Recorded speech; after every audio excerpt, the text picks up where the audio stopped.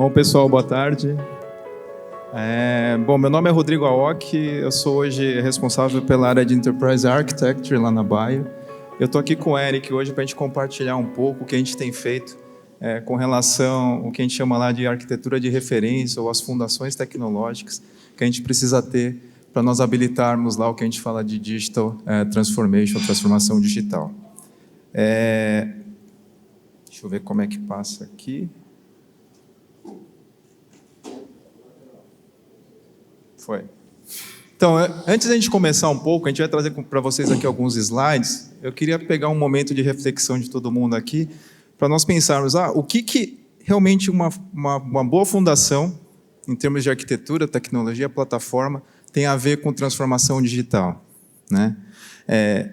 Eu acho que durante o dia de hoje nós já vimos diversas sessões em que a gente viu aspectos que são bem desafiadores com relação à transformação digital. Vimos no painel anterior a questão da cultura, da parte people, mindset, o que as organizações têm dificuldade para conseguir quebrar os silos dentro dela. Quando a gente fala de transformação digital, a gente também está falando como que a gente se conecta nesses diversos ecossistemas que estão no mercado disponíveis para criar novos modelos de negócio. Mas também temos uma parte super importante que empresas como a Bayer, né, que ela é uma multinacional super grande, tem um legado enorme, que a empresa ela precisa prestar atenção, que é justamente a gente tentar ter uma estratégia de arquitetura de fundação sustentável e robusta para que a gente cresça com as soluções de maneira escalável e sustentável. Tá? Queria aqui passar também e ilustrar um pouco com uma analogia, né, com relação ao porquê da arquitetura, né, de fundação, e por que isso é importante. Se a gente fizer analogia com uma cidade saudável, né, a gente vê que a cidade ela cresce de maneira orgânica. Normalmente a cidade ela é bem estruturada, ela tem um planejamento de curto, médio e longo prazo, e principalmente os serviços de fundação eles estão estabelecidos. Então a gente pode exemplificar aqui como serviços de luz, tratamento de água, esgoto, saneamento básico e assim por diante. Se a gente chegar e fazer uma analogia com uma cidade que é doente, o que acontece? Primeiro, pela própria imagem, a gente consegue ver o caos que ela ficaria. Então, o crescimento é ad hoc, a gente cresce por demanda pontual, onde precisa a gente faz um puxadinho. Geralmente, o planejamento ele não existe, geralmente a gente pega uma demanda talvez mais latente, coloca e executa, focando basicamente no curto prazo. E a gente tem serviços de fundação muito ineficientes junto com uma série de gerenciamentos de exceções que a gente precisa lidar, né? Então, o que eu quero dizer aqui é o seguinte, de nada adianta eu trazer uma Ferrari para uma cidade se eu não tiver um sistema de tráfego eficiente e ruas implementadas lá para que ele possa andar de maneira eficiente. Não adianta eu construir uma casa também super equipada, super tecnológica, se eu não vou ter luz, nem tratamento de água, nem nada. Então, a gente precisa focar um pouco nesse serviço de fundação para nós crescermos de maneira sustentável e escalável. E aí o que a gente traz aqui é que para a questão da transformação digital, em plataformas tecnológicas, a gente precisa ter o balanço correto disso. Ora, a gente tem que focar sim em entregar, trazer novas tecnologias, novas soluções, mas ao mesmo tempo a gente tem que sim dedicar um tempo para as questões aí de fundação, né, que é um desafio, a gente vai entrar aqui um pouco, principalmente em empresas grandes como a Bayer, em que o legado é enorme. Também, em empresas como a Bayer, em que a gente tem um grande IT, o IT ele é muito grande, a gente tem duas questões que a gente tem que fomentar também para suportar a estratégia de negócio e a nossa estratégia de IT, que o Digital Transformation está lá dentro. Uma é a questão da inovação, a gente tem diversas ações fomentadas para que a gente tenha cultura de inovação realmente impregnada nos colaboradores da Bayer, e, por outro lado, também diversas ações que tratam a questão da segurança da informação, questões de cybersecurity, classificação da informação, data privacy e assim por diante. E aí o que a gente tem falado é que essa arquitetura de fundação que a gente está tentando bolar para a Bayer, que a gente chama de Bayer Digital Business Platform, é ela que vai, de maneira sustentável e escalável, conseguir implementar todas as ações de inovação e todas as ações de Information Risk Management que a gente tem na companhia. Porque se a gente não tiver algo que suporte todas essas ações, a gente vai continuar crescendo de maneira pontual e ad hoc como uma cidade doente. Então, se a gente precisa implementar hoje uma inovação que foi pilotada, que teve um MVP positivo, se a gente não tiver essa fundação preparada para que depois eu escale esse MVP que foi positivo, eu não vou ter sucesso. E é nisso que grandes corporações como a Bayer, a gente tem visto no mercado que tem uma grande dificuldade. Então, por isso da plataforma de fundação. Falando um pouco de como nós estamos estruturados lá, de maneira bem genérica, nós temos nossa área lá de Enterprise Architecture, que a gente fala muito de Strategic Planning, arquiteturas de referência e principalmente serviços de fundação. E hoje a gente priorizou e elencou basicamente 4 grandes squads, não operacionais, mas sim de fundação. Um relacionado a Data Integration, que vai ser o principal tópico de hoje. Outro relacionado a Cloud. Outro de IAM, Identity Access Management, como que eu me identifico nesses diversos ecossistemas digitais que estão sendo criados. Um relacionado a IoT e AI, a gente mesclou um pouco essas duas frentes. E aí, assim, quando surgirem novas tecnologias, como já existe em blockchain, e houver realmente uma demanda, uma oportunidade que nós vislumbramos dentro da Bayer, a ideia é criar esse squad de fundação para tratar esse assunto mais para frente. E qual que é o objetivo desses squads de fundação lá na Bayer? É que a gente possa, de uma maneira talvez atuando com uma bimodalidade, primeiro, focar em a gente conseguir renovar o core para ganhar mais eficiência operacional no nosso legado hoje, que ele tem bastante oportunidade, e, ao mesmo tempo, habilitar que todas essas tecnologias emergentes que o universo digital está trazendo para nós. Tá? E aí a gente acaba orquestrando de uma maneira eficiente, com uma governança por trás, os times e os squads operacionais que as funções de operação de IT têm que entregar para a companhia. Tá? E hoje a gente vai focar e tentar compartilhar com vocês um pouco do que se passa por trás de Data Integration. E aí é com o Eric. Muito obrigado, Aoki. Como é que passa aqui o verdinho? É o verdinho. Verdinho que passa. Então tá bom. Então imagina, né? Eu primeiro me apresentar, lógico, né? Eu sou Eric Carvalho. Eu trabalho no time de Enterprise Architecture lá na Bayer. Minha responsabilidade atual é cuidar justamente da torre de Data Integration e também de IAM, Identity Access Management, tá? Então hoje a gente vai focar aqui no Data Integration. E aí o que acontece? Quando o Aoki trouxe essa ideia, eu fiz justamente essa cara que esse bebezinho está fazendo aí. Né? Logicamente que a minha cara não ficou tão bonitinha que nem está o nenenzinho, né? Um beicinho dele aqui, mas eu fiquei tão assustado quanto eles. Então imagina, trabalhando aqui, a primeira pergunta que a gente fez é: puxa, como eu implemento e o que eu implemento em toda essa estratégia de fundação que a gente está querendo? Para isso acontecer, o Aoki, né, veio com toda essa inteligência. E cá entre nós, eu chamo de inteligência, mas ele é doido. Aoki é doido. Ele não parece assim, mas ele é doido. Mas vamos ficar entre a gente aqui que ele é inteligente, tá bom? Então, pensando na inteligência que o Aoki quis trazer para a gente aqui, eu tenho que apresentar também um amigo meu. O nome dele é Sérgio Vaz. Ele está aqui junto com a gente. Foi meu parceirão na implementação de tudo isso. E o Sérgio Vaz é um cara super inteligente, é um cara de BI, imagina, Business Intelligence, né? É um cara evoluído, inteligente. E aí, como pessoas inteligentes, né? Chamou outras pessoas inteligentes, então tinha que ser 2 pessoas bem doidas para implementar essa coisa dentro da Bayer e dentro de uma empresa alemã, super tradicional, química, né? Gigante.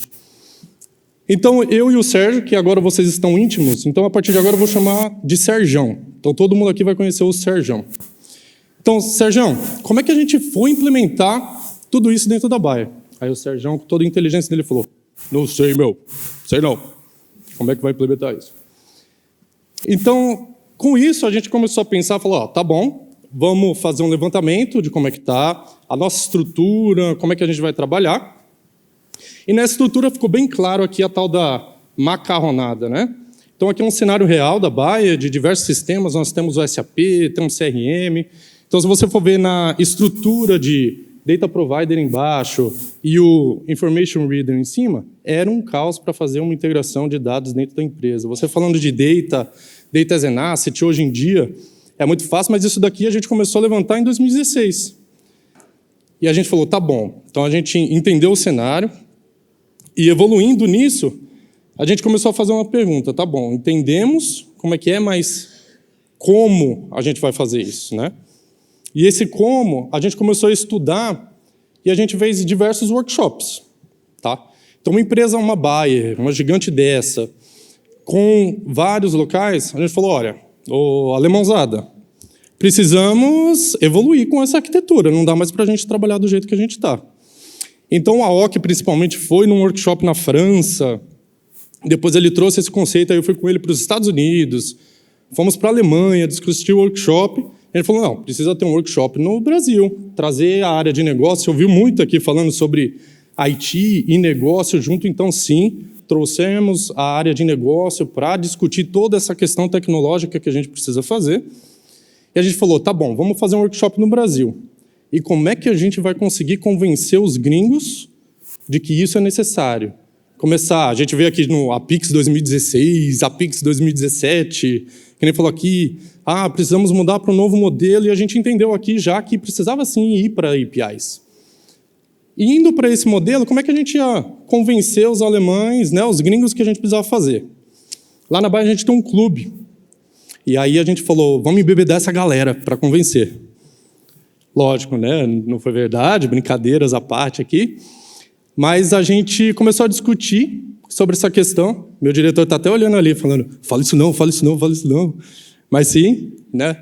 Outra coisa, meu diretor é tão doido quanto esse japonês aqui. E aí, com a OC trazendo essa questão, como é que a gente conseguiria convencer essa galera toda aqui, né?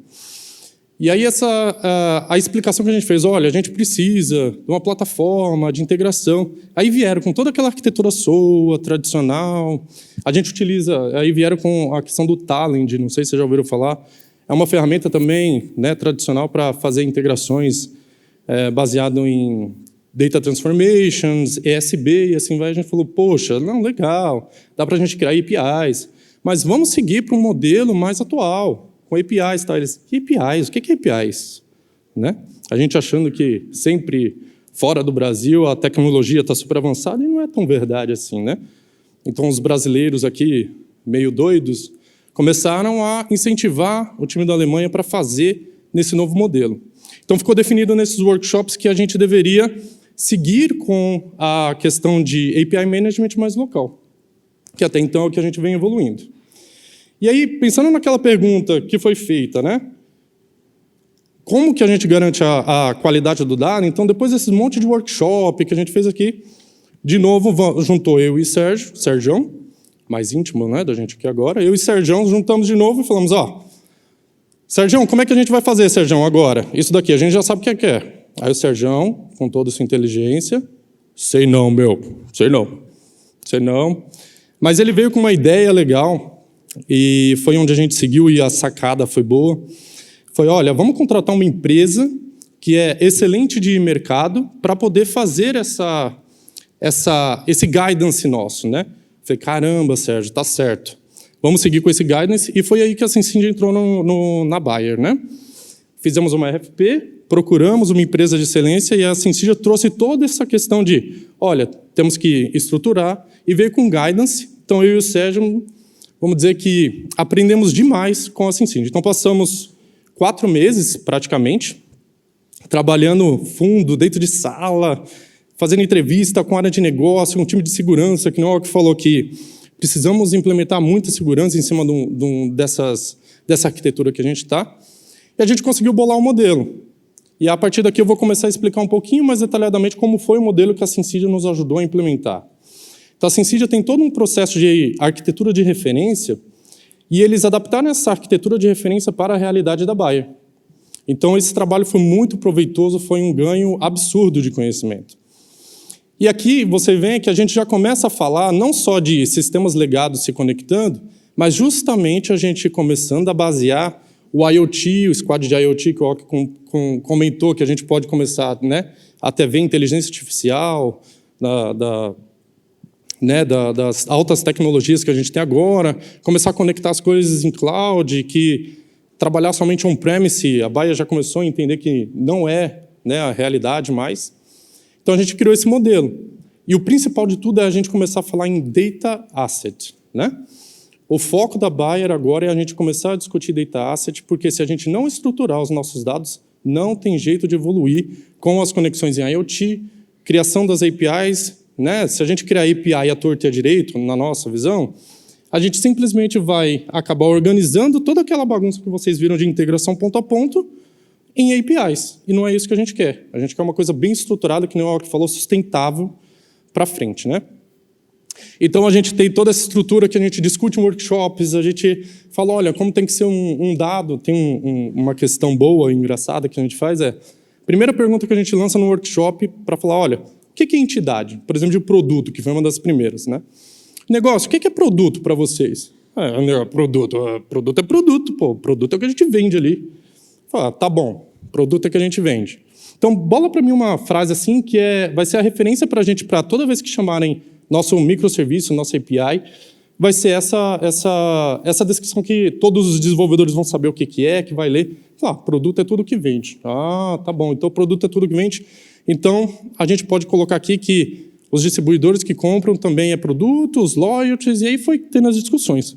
Só para fechar essa frase, demorou uma manhã inteira, que a gente foi começando a perguntar, olha, como é que vocês fazem, como é que vende, como é que não? Então, eles começaram a entender a importância de deixar bem definido o que é um data, para a gente poder seguir com os microserviços, começar a seguir com as APIs. Antes disso, a gente não começa a colocar a mão na massa em nada. Tá? Então, depois dessa evolução, a Syncytia também nos ajudou a fazer a nossa análise arquitetural. Tá? E aí, vocês podem ver que, poxa vida, vocês têm batch aqui também? Na hora que a gente começou a discutir que a gente achava que deveria ser API para tudo, não é verdade também. Existem situações, por exemplo, quando a gente está falando de análise preditiva, né, fazer big data, integração, como é que você faz um grande volume de integração de dados para essas plataformas sem utilizar uma forma um pouco tradicional de batch? Então, batch ainda é realidade, a gente ainda tem que fazer essas integrações. Mas o nosso foco muito maior é justamente na arquitetura online, que é toda baseada em APIs. Tá? Então, se vocês verem aqui, a mesma estrutura que a gente tinha de integração de sistemas que leem, sistemas que recebem informação, começa a ficar um pouco mais estruturado e a gente começa a falar dos layers mais claros de onde que passa as informações. E o reuso começa a ser legal. Uma vez que a gente já estruturou todo o dado, toda a base, na hora que a gente vai fazer um novo produto, um novo projeto, essa base já está toda estruturada. E aí a gente começa a ver o Dev Portal funcionando da forma que deveria funcionar, o desenvolvedor implementando funções muito mais rápidas. Então, hoje, né, tem praticamente que a gente começou a criar as APIs, tem um ano que a gente já está criando as APIs e a gente já conseguiu sentir essa realidade. Então, é muito legal ver isso. Tá? Então, a Syncytia também, quando foi lá, ela criou todos esses guides. Então, eu e o Serjão aqui, a gente brinca que a gente roubou esse conhecimento da Syncytia, né? Então, eles trouxeram todos esses guidelines e todos eles foram adaptados para a nossa realidade. Então, como tanto eu e o Sérgio, no momento que a gente começou, não sabíamos nada, agora a gente tem todo um parque de, pelo menos, informações que hoje, quando a gente tem alguma dúvida, a gente consegue estar falando, poxa, é verdade, a gente discutiu isso e é assim que a gente tem que fazer. Que a cada dia que vem, os desafios das novas APIs são esses guides que nos guiam para fazer da forma correta, tá? Então, alguns números, né, os fatos do que está acontecendo lá na Baia. Então, durante esse um ano, depois que a Syncytia criou essa arquitetura de referência para a gente já conseguiu criar 20 APIs e a gente tem 33 bets. Então, desse início, os bets foram muito necessários para a gente poder, principalmente, evoluir com a nossa arquitetura de BI. Dentro dessas APIs, tem aproximadamente, juntando todas, né, somando, dão 60 recursos. Então, 5 dessas APIs durante esse ano já foi utilizado em outros projetos. Isso foi um ganho absurdo. Tem meu amigo Ari aqui também, ele pôde experimentar isso dentro da empresa, que ele teve um projeto que ele teve que implementar, que foi muito fácil a implementação. né? Foi aí que a gente conseguiu mostrar para a área de negócio, olha, realmente vale a pena a gente investir nessa plataforma. Então, todas, que nem eu expliquei aqui, todas as nossas APIs são baseadas em data assets, né? E a gente fez muito workshop durante o ano, né? Então, foram mais de 20 workshops que a gente fez, né? E a gente acabou de implementar em um mês a ferramenta de API Management. Então, um mês que é ela em produção, rodando sem ponto nenhum, mas desde o começo do ano que a gente veio trabalhando com a Sensidia, implementando a plataforma de API, e aí agora a gente conseguiu deixar ela perfeitinha para usar, e a gente já tem os benefícios de monitoramento das APIs que a gente vem criando. E até então, um dado legal que o nosso amigo Sergião lá, que vocês estão íntimo, traz bastante depois que a gente publicou essas APIs, dificilmente tem problema. Porque a gente estudou tanto, estruturou ela tanto, que no momento que a gente lança, a área de negócio está entendida, sabe para que serve aquela API, quando a gente reutiliza, todo mundo sabe por que tem que ser, e tecnicamente não há praticamente problema. É muito baixo os pontos de melhorias ou problemas que a gente precisa fazer, de tão estruturado que ficou. Certo? Agora eu vou passar para o Aok de novo, nosso querido Intelligent Man. Que é isso, não sou tão maluco assim, não. Vocês viram que é um maluco aqui, né?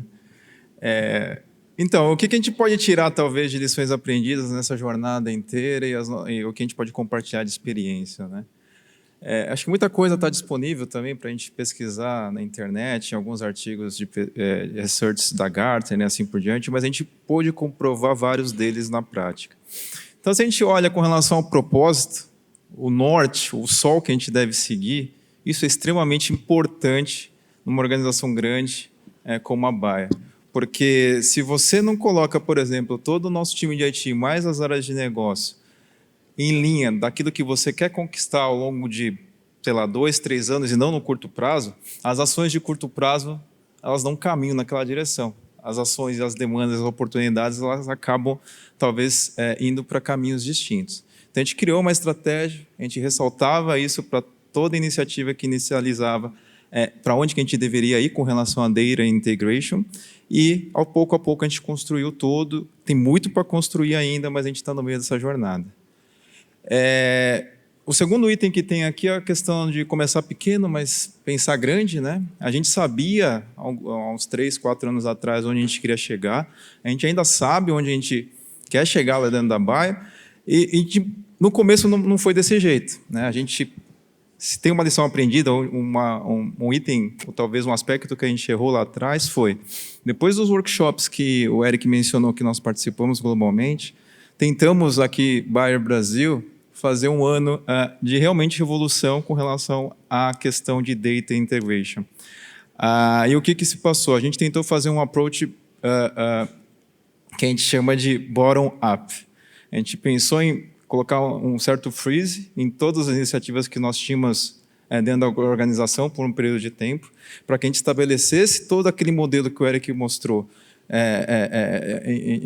de uma só vez, para que aí, depois de preparado com uma governança mínima, a gente começasse a voltar com os projetos ou as iniciativas. Só que, fazendo isso, a gente, primeiro, não tem uma entrega, não tem algo palpável e tangível para as pessoas que não estão muito nesse universo, então fica difícil das pessoas entenderem por que agora a gente precisa reformar a casa e eu não posso estar utilizando ainda. E a questão do custo, era muito caro você fazer isso de uma só vez. Então, a gente acabou optando por um approach top-down, que, com base nos projetos priorizados, a gente, pouco a pouco, vem construindo, né, Érica, a figura inteira, o cenário em que a gente quer. Então, para cada projeto, cada asset novo, data asset novo que o projeto traz para a gente, se ele realmente não existe ainda, a gente cria. Se precisa de alguma alteração, a gente edita data asset /API. Tá? A gente trabalhou muito no ambiente VUCA, que eu não vou comentar muito por causa do tempo. Realmente é algo que, se você quer ser inovador, se você quer ser pioneiro em organizações que são tradicionais, a gente tem que estar preparado para não ser entendido também por um grande tempo. Então, a gente trabalhou nessa complexidade, incerteza, durante todo esse tempo, vem trabalhando ainda. E o importante é saber tentar não se estressar e continuar com foco ali no propósito. A colaboração, já foi mencionado também no painel anterior, o quanto que isso é importante. né? Não só local, no caso da Bayer, colaboração global. Você ter uma conversa realmente aberta, franca, colocar o seu ponto de vista, as necessidades locais que o país tem, por que não pode ser desse jeito, por que tem que ser daquele jeito. Então, a gente teve muito isso, acho que crescemos com relação à colaboração. Nós aprendemos a tomar decisão com base na incerteza também. Então, vocês imaginam que uma empresa alemã ela é guiada realmente pela questão da excelência operacional, né? É até cultural isso. E o what if análise, né? E se acontecer isso, e se acontecer aquilo, era muito grande e ainda é. Mas pouco a pouco a gente vem quebrando essa barreira e também, com base na certeza daquilo que a gente tem para o momento, a gente acaba tomando uma direção, uma ação, e se errar, errou, a gente conserta ao longo do tempo. Mencionei o legado também no início da apresentação, que o legado realmente ele é bem grande lá na Bayer como um todo, só para ter ideia em termos de número, acho que no mundo inteiro só Bayer em si, antes da compra da Monsanto, a gente tem tinha hoje ainda, né, cerca de 4.000 aplicações legadas. E o que isso traz para a companhia? Talvez uma falta de eficiência operacional, faz com que os times de IT como um todo foquem muito em manter o negócio funcionando e aí acaba cegando a gente de conseguir fazer implementações ou trazer tecnologias ou fundações que vão dar sustentabilidade para a questão digital de agora para frente. Então, isso é uma coisa que a gente vem enfrentando, a gente enfrentou muito mais no passado, hoje está um pouquinho mais, talvez, direcionado, mas foi um desafio enorme.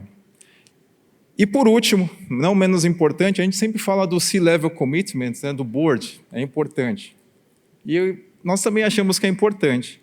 Mas, no nosso caso, o que a gente tem percebido é que, sim, o board, de tanto que a gente menciona que a questão da transformação digital é importante, traz casos para eles, como que está funcionando, sei lá, no Google, como que o Uber nasceu, como que o 99 Táxi também foi criado aqui no Brasil, eles têm, muitos deles, a informação e a noção de que realmente é importante investirmos em algo sustentável e escalável ao longo do tempo em termos de tecnologia. Só que se a gente não tiver o middle management, a gerência média também alinhada com essa questão e não tanto com o foco operacional de manter todos os sistemas funcionando e as plataformas, a gente não vai conseguir ter sucesso.